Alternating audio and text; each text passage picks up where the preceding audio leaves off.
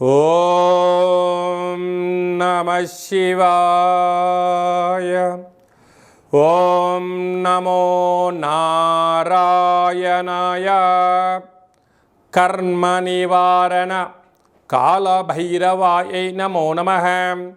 ఓం కాళకాలాయ విద్మహే కాళాతీతాయ ధీమహి తన్నో నరదృష్టి నివారణ కాళభైరవ ప్రచోదయాత్. హరి ఓం. ఓం మహాదేవ్యై చ విద్మహే విష్ణుపత్నీ చ ధీమహి తన్నో మహాలక్ష్మి ప్రచోదయాత్. హరి ఓం. మా ఛానల్కి స్వాగతం.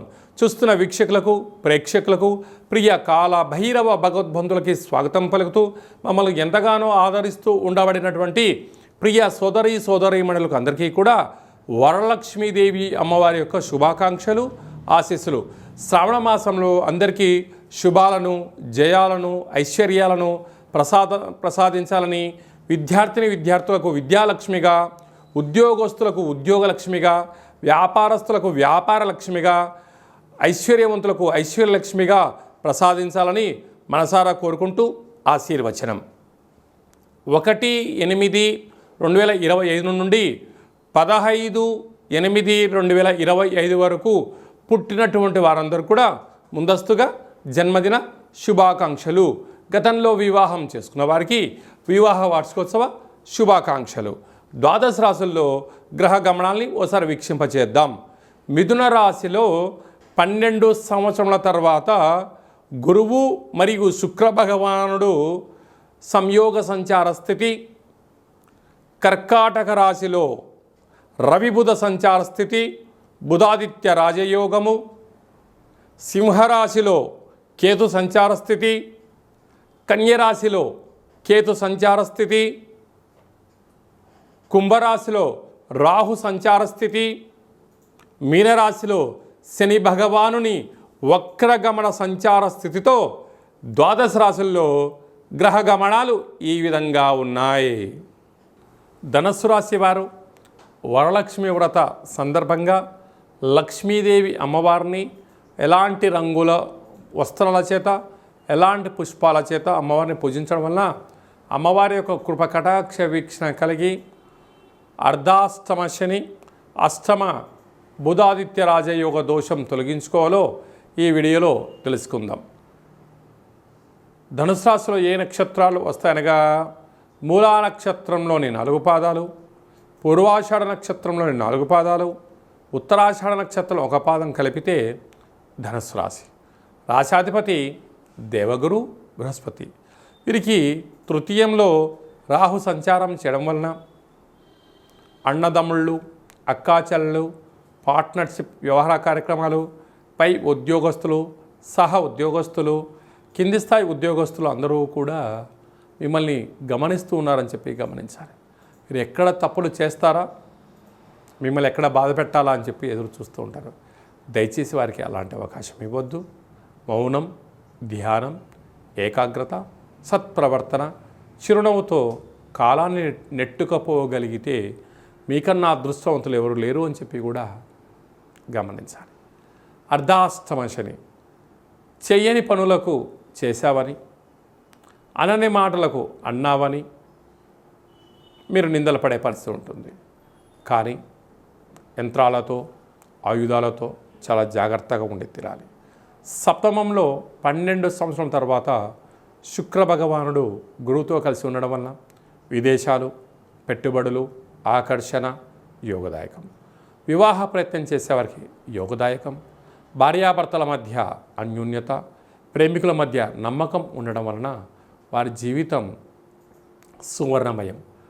బంగారు ఆభరణాలు, క్రయ విక్రయాలు, బ్యాంకు లావాదేవీలతో యోగదాయకం అని చెప్పి కూడా గమనించాలి. ఏడాది తర్వాత రవి భగవానుడు అష్టమ స్థానంలో కర్కాటక రాశిలో సంచారం చేయడం వలన, అక్కడే బుధుడు ఉండడం వలన ప్రభుత్వ ఉద్యోగస్తులతో చాలా జాగ్రత్త స్వభావం. అలాగా పై అధికారులతో కానీ, ఎలక్ట్రానిక్ యంత్రాలతో కానీ, నీటితో కూడుకున్న వస్తువులతో కానీ చాలా జాగ్రత్తగా ఉండి తీరాలి. లేకపోతే ప్రమాదాలు పొంచి ఉండడం, మీరు పదే పదే వారికి వీరు సారి చెప్పే పరిస్థితి అధికంగా కూడా ఉంటుంది. అదే కాకుండా ఎప్పుడు కూడా మిమ్మల్ని తొక్కేయాలని చెప్పి అనేక మంది ఎదురు చూస్తూ ఉన్నారు. దయచేసి వారికి అవకాశం ఇవ్వద్దు. మీ జన్మ నక్షత్రం రోజున పూర్ణిమ అష్టమి తిథి అందున మౌనం, ధ్యానం, ఏకాగ్రత ఉత్తమోత్తంగా భావించగలగాలి. భాగ్యస్థానంలో కేతు సంచార స్థితి ఉండడం వలన భార్య పైన భర్త, భర్త పైన భార్య ప్రేమానురాగాలు అవసరం. ఒకరిపైన ఒకరికి అపనమ్మకాలకు దూరంగా ఉండగలగాలి. అలాగే రాజస్థానంలో కుజుడు సంచారం చేయడం వలన ఉద్యోగ ప్రయత్నము, ప్రమోషను, ట్రాన్స్ఫరు అనేక విషయాల్లో విజయము మీ సొంతం కాబోతుంది. సాఫ్ట్వేర్ ఉద్యోగస్తులు, హార్డ్వేర్ ఉద్యోగస్తులు, మార్కెటింగ్ రంగంలో ఉండబడిన వారు, జర్నలిజంలో ఉండబడిన వారు, క్రియేటివిటీ రంగాల్లో ఉండబడిన వాళ్ళు, సినిమా రంగాలు, ఛాయాచిత్రాలు, నటరాజస్వామి గారి సేవ చేసేటువంటి వారందరికీ కూడా ఇది చాలా మంచి కాలం అని చెప్పి గమనించాలి.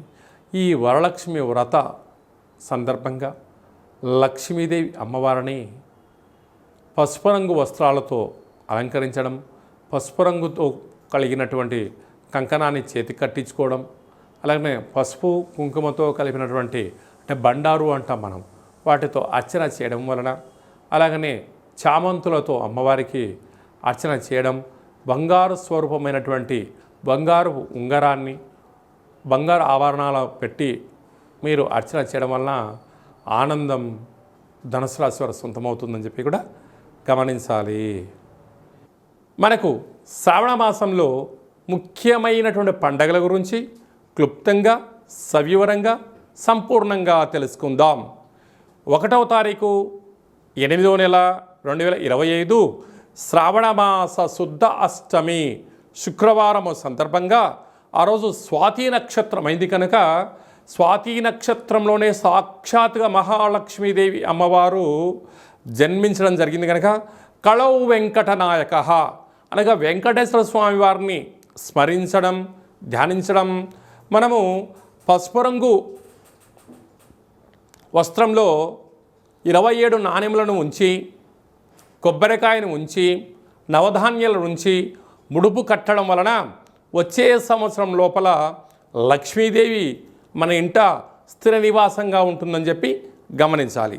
8వ తారీఖు 8వ నెల చాలా అరుదైనటువంటి కాంబినేషన్. 1 1 7 7 అంటే 7 కొండలు 7వ తారీఖు ఎలా చెప్పుకుంటామో 8వ నెల 8వ తారీఖు 2025 శ్రావణమాస 2వ శుక్రవారము మనం వరలక్ష్మి వ్రతం అని ఉంటాం. భూమండలం అంతను కూడా పెద్ద పండగ. మనం ఏ రోజు అమ్మవారిని స్మరించినా, ధ్యానించకపోయినా ఆ వరలక్ష్మి వ్రతం రోజున గృహంని శుద్ధి పెట్టుకొని, ఇంటి సింహద్వారానికి మామిడాకులను ఏర్పాటు చేసుకొని, లక్ష్మీదేవి అమ్మవారిని ఇంటికి ముగ్గుతో స్వాగతం పలికి, యథాశక్తిగా లక్ష్మీదేవి అమ్మవారిని పారిజాత పుష్పాల చేత కానీ, మల్లె పుష్పాలతో కానీ, విరజాజులతో కానీ, చామంతులతో కానీ, ఇంకొంచెం శక్తి కలిగినటువంటి భక్తులు వెండి పుష్పాలతో కానీ, ఇంకొంచెం శక్తి కలిగిన భక్తులు బంగారు పుష్పాలతో అర్చన చేయడం వలన లక్ష్మీదేవి అమ్మవారి యొక్క కృప కటాక్ష వీక్షణ వారికి కలుగుతుంది. ఇక్కడ వస్తువు ప్రధానం కాదు, భక్తి ప్రధానము కనుక అమ్మవారిని మనస, వాచ, కర్మణ ఎవరైతే పూజిస్తారో వారికి అద్భుతమైన లక్ష్మీదేవి అమ్మవారి యొక్క ఐశ్వర్యం కలుగుతుంది. అలాగనే గృహంలో అందరూ నిత్య సౌభాగ్యం, నిత్యము ఐశ్వర్యం ఉండడం కోసము మనం ఆ రోజు ఏం చేస్తామంటే వరలక్ష్మి వ్రతాన్ని ఏర్పాటు చేసుకొని, శనగలను నానబోసుకొని, పాయసాన్న భక్ష్య భోజనాలు ఏర్పాటు చేసుకొని బంధువులకు, మిత్రులకు, స్నేహితులకు, సన్నిహితులకు ఆ రోజు మనం పేరంటానికి పిలిచి వారికి లక్ష్మీదేవి అమ్మవారి యొక్క పేరు చెప్పి వాయన తాంబూలాన్ని ఇస్తూ ఉంటాం. అనగా శ్రావణ మాసంలో మన ఇంటికి వచ్చిన ప్రతి ఒక్క పురుషుడు నారాయణ స్వరూపమని, స్త్రీమాతలు ఆడవారందరూ కూడా లక్ష్మీమాత స్వరూపమని భావించాలి. వచ్చిన వారిని సగౌరవంగా ఇంటికి ఆహ్వానం చేసి వాళ్ళు కాళ్ళు కడుక్కోమని చెప్పి వారి యొక్క కాళ్ళకు పసుపును పూసి వారికి కంఠం దగ్గర గంధపు చుక్కను పెట్టి చేతికి కంకణాన్ని కట్టి వారి చేత మనస్ఫూర్తిగా అమ్మవారికి ఒక మంగళహారతి ఇప్పించి యథాశక్తిగా మనకి ఏది శక్తి కలిగితే భగవంతుడికి ఫలం పత్రం పుష్పం తోయమన్నట్లుగా యథాశక్తిగా వారికి మనము వాయన తాంబూలాన్ని ఇవ్వగలిగినట్లయితే వారు మనస్ఫూర్తిగా తీసుకొని దీర్ఘాయుష్మాన్ భవ దీర్ఘసుమంగళీ భవ శీఘ్రమేవ పుత్రికా ప్రాప్తిరస్తు అఖండ రాజయోగ ప్రాప్తిరస్తు అని చెప్పి పెద్దవారు ఏది ఆశీర్వదిస్తే ఆ ఇంటి యొక్క గృహిణికి యజమానికి విజయం కలుగుతుంది. ఇక్కడ మనకు విశేషం ఏమిటయ్యా అంటే లక్ష్మీదేవి అమ్మవారి దగ్గరికి ఒక రాజు వెళ్ళి పూజ చేశాడు అనుకోండి, రాజేంద్ర నరేంద్రుడిలాగా ఆశీర్వచనం ఇస్తుంది. అంటే వచ్చినవాడెవరు? రాజు. పరిపాలన చేసే యోగ్యత శక్తి కోసము రాజరాజేశ్వరి స్వరూపంగా ఆశీర్వచనం ఇస్తుంది. ఒక చిన్నపిల్లలు వెళ్ళి దండం పెట్టుకున్నారు, విద్యాలక్ష్మిగా ఆశీర్వచనం ఇస్తుంది. వ్యాపారస్తుడు వెళ్ళాడు, ఆకర్షణ లక్ష్మీ గణపతిగా ఆశీర్వచనం ఇస్తుంది. అంటే వెళ్ళిన వ్యక్తి యొక్క స్థితిని బట్టి ఆ అమ్మ మనల్ని కాపాడుతుంది. కనుక మన ఇంటికి గృహానికి వచ్చిన వారందరినీ కూడా మనము ఎంత చిత్తశుద్ధితో గౌరవిస్తామో వారి యొక్క మనసులోంచి వచ్చే ఒక ప్రతి మాట వీళ్ళు మాట్లాడుతున్న మాట కాదు, సాక్షాత్తుగా వైకుంఠంలో ఉండబడినటువంటి లక్ష్మీమాతనే వీరి యొక్క మనసులో దూరి వీరి యొక్కతో ఆశీర్వదింపచేస్తుంది అని చెప్పి మనం గమనించగలగాలి. ఈ విధంగా మనము లక్ష్మీదేవి అమ్మవారిని స్వాగతం పలుకుతూ అమ్మవారి యొక్క సేవ ఎవరైతే చేస్తామో వారందరికీ కృప కటాక్ష వీక్షణ అందరికి కూడా ప్రసరించాలని కోరుకుందాం. ఇంకొంచెం శక్తి కలిగింది అనుకుందాం. ఇంటి యొక్క గృహిణి యజమాని ఎంత బరువు అయితే ఉంటారో అంత బరువు కలిగినటువంటి లక్ష్మీ నాణ్యములను రూపాయి బిళ్ళలను తులాభారం చేసుకొని భక్తులకు ప్రసాదంగా పంచగలిగినట్లయితే రాబోయేటువంటి 7 తరాల వరకు ధనానికి ధాన్యానికి ఐశ్వర్యానికి లోటు ఉండదని చెప్పి గమనించాలి. అందుకే కళవు వెంకటనాయక అనగా వెంకటేశ్వర స్వామి వారి దగ్గరికి వెళ్ళిన వారికి రూపాయి బిళ్ళలతో తులాభారం చేస్తూ ఉంటారు. మధుర వెళ్ళిన వారు వెన్నతో తులాభారం చేస్తూ ఉంటారు. మనకు తెలంగాణ రాష్ట్రంలో సమ్మక్క సారక్క దేవాలయం దగ్గరికి వెళ్ళిన వారు బెల్లంతో తులాభారం చేస్తూ ఉంటారు. ఎందుకయ్యా అనగా ఆ తులాభారాన్ని చేయడం వల్ల వారు ఎంత బరువు అయితే ఉంటారో అంత బరువు కలిగిన పదార్థాన్ని దాన ధర్మము చేయడం వలన ఐశ్వర్యము ఆనందము యోగము రాజయోగము ఆ అమ్మవారు మనకు ప్రసాదిస్తుంది.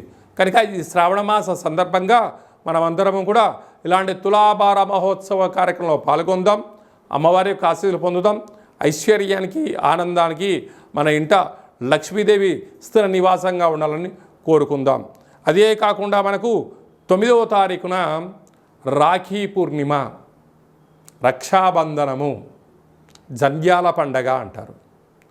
అనగా బ్రాహ్మణ వైశ్య క్షత్రియ విశ్వకర్మలు పద్మశాలీలు ఈ 5 వర్ణాల వరకు యజ్ఞోపవీతం ఉంటుంది.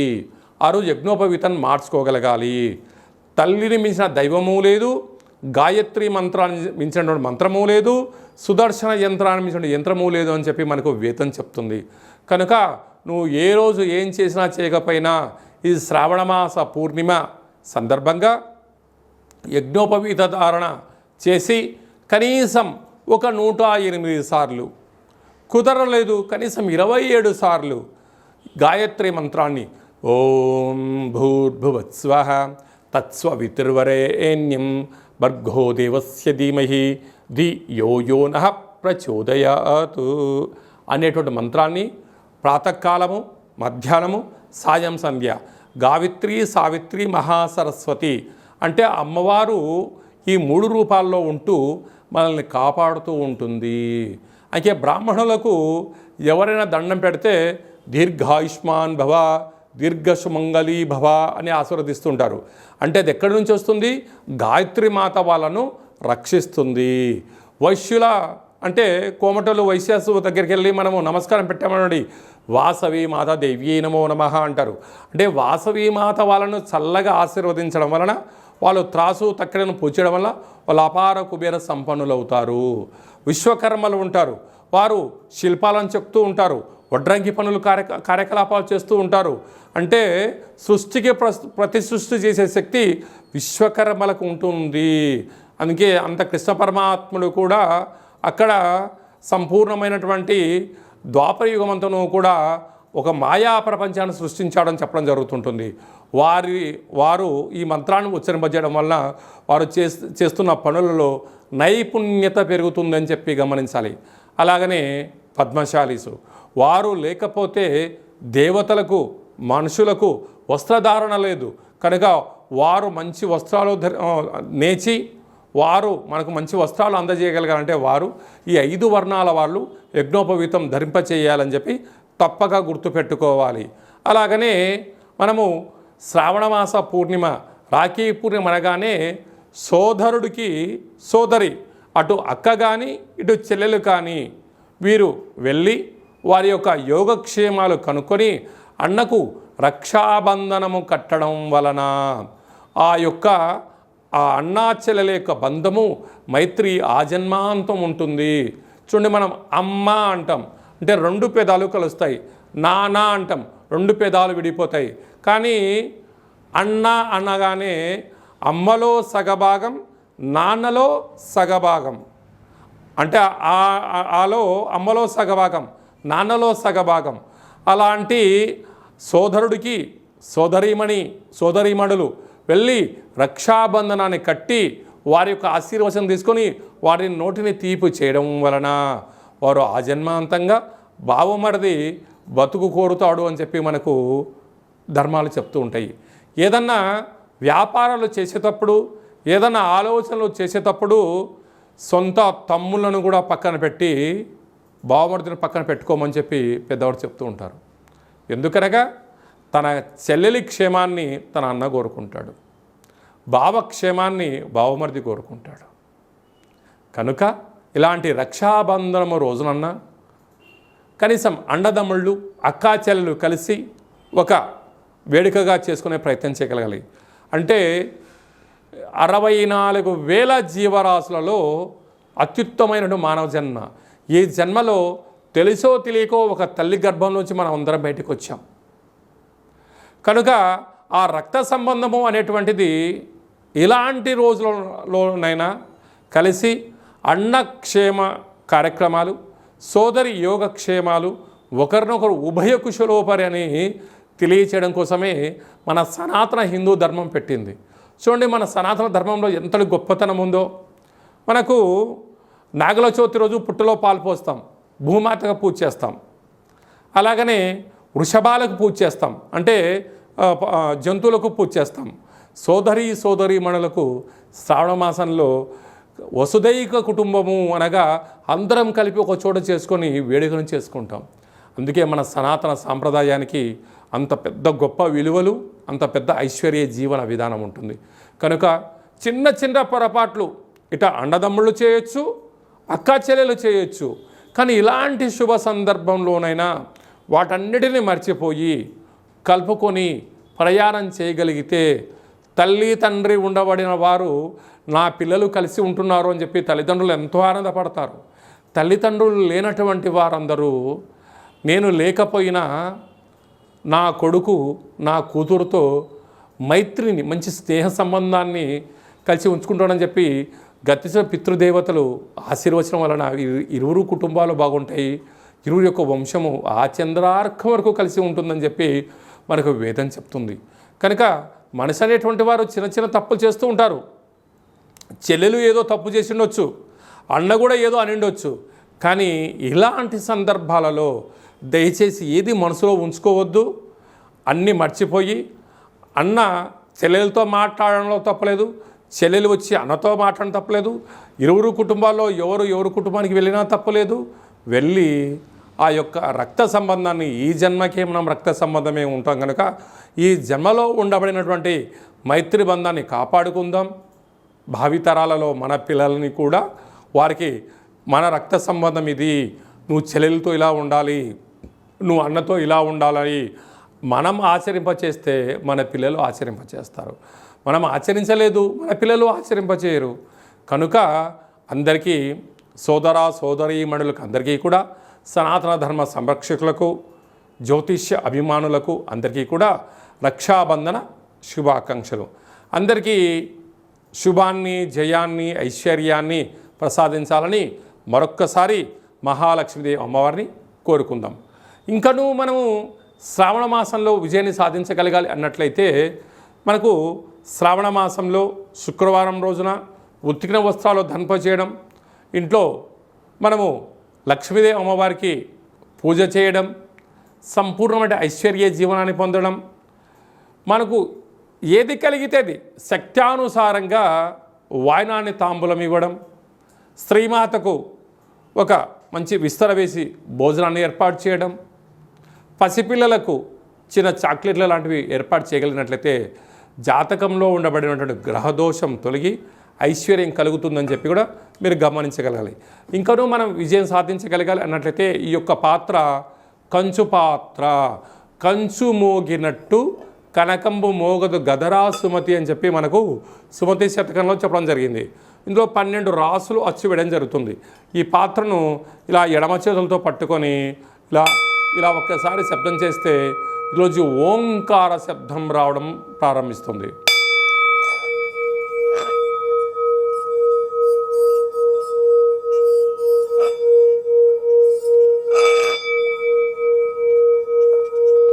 ఇలా శబ్ద తరంగాల్ని ఏర్పాటు చేయడం వలన ఉదయము సాయంత్రము మనము పూజ చేసిన తదనంతరము గృహంలో మనం ఇలా ఓంకార శబ్దాన్ని సృష్టించడం వలన గ్రామంలో, దేశంలో సంచరించేటువంటి లక్ష్మీదేవి గళ్ళు గళ్ళుమంటూ మన ఇంట్లోకి రావడం, మన ఇంట్లో ఉండబడినటువంటి జ్యేష్ఠాదేవి బయటికి వెళ్ళిపోవడం జరుగుతుందని చెప్పి కూడా గమనించాలి.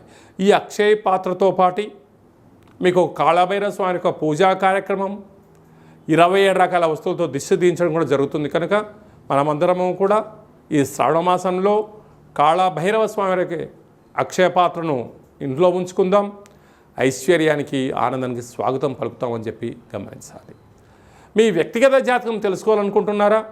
మీ పేరు, పుట్టినటువంటి తేదీ, నెల, సంవత్సరం, పుట్టిన సమయం రాసి మీరు వాట్సాప్లో పంపించగలిగినట్లయితే 100 సంవత్సరముల జాతకాన్ని సంపూర్ణంగా సవివరంగా వ్రాసి మీకు పంపించి మీరు పుట్టినప్పుడు గ్రహ గమనాలు ఎలా ఉన్నాయి, ప్రస్తుతం ఎలా ఉంటున్నాయి, రాబోయే కాలంలో ఎలా ఉండబోతున్నాయో వివరిస్తూ మీరు విజయం సాధించేంత వరకు మన యొక్క కాళభైరవ ఆశ్రమం దగ్గర నుంచి అన్ని విధాలా మీకు తోడు నీడగా ఉంటామని చెప్పి గమనించగలగాలి.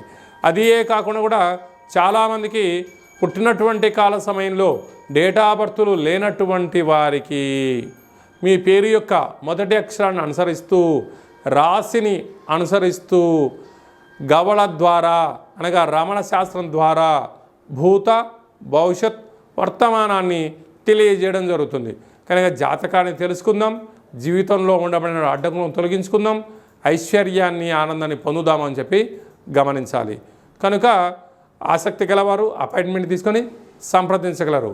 అందరికీ ఈ శ్రావణ మాసంలో శుభం, జయం, లాభం జరగాలని కోరుకుంటూ ఆశీర్వచనం. ఓం శతమానం భవతి శతాయు పురుష సతేంద్రియ ఆయుష్యేవేంద్రియే ప్రతిష్టతి ధనం ధాన్యం బహుపుత్రలాభం శత సంవత్సరం దీర్ఘమాయు సర్వే జనా సుఖినో భవంతు లోకా సమస్తా సుఖినో భవంతు సర్వం మహాలక్ష్మీదేవతార్పణమస్తు. హరి ఓం. ఈ వీడియో మీకు నచ్చినట్టయితే లైక్ చేయండి, షేర్ చేయండి. అందరికన్నా మీ వ్యక్తిగత జాతకాన్ని ముందుగా మీరు తెలుసుకోవాలి అనుకుంటున్నట్లయితే మా ఛానల్ని సబ్స్క్రైబ్ చేసుకోండి, గంట సింబల్ ప్రెస్ చేయండి, అలానే బటన్ కూడా తెలియచేయండి. హిందూ ధర్మాన్ని కాపాడండి.